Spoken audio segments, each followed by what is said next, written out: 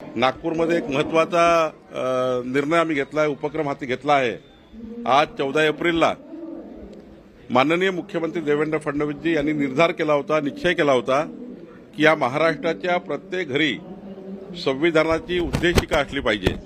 आणि आज समाज कल्याण विभाग आणि नागपूर जिल्हा नियोजन समितीच्या माध्यमातून पालकमंत्री म्हणून आम्ही हा निर्णय घेतला आहे की नागपूर जिल्ह्यातला पहिला जिल्हा या महाराष्ट्रातला आहे की आज महामानव डॉक्टर बाबासाहेब आंबेडकर जयंती या दिवशी घरोघरी आम्ही नागपूर जिल्ह्यामध्ये संविधानाची उद्देशिका हे घरोघरी वाटप करण्याचा कार्यक्रम सुरू केलेला आहे। आज आम्ही उद्घाटन करतो आहे। आजपासून पुढच्या महिन्याभरामध्ये नागपूर जिल्ह्याच्या प्रत्येक घरी संविधानाची उद्देशिका हे घरोघरी पोहोचेल।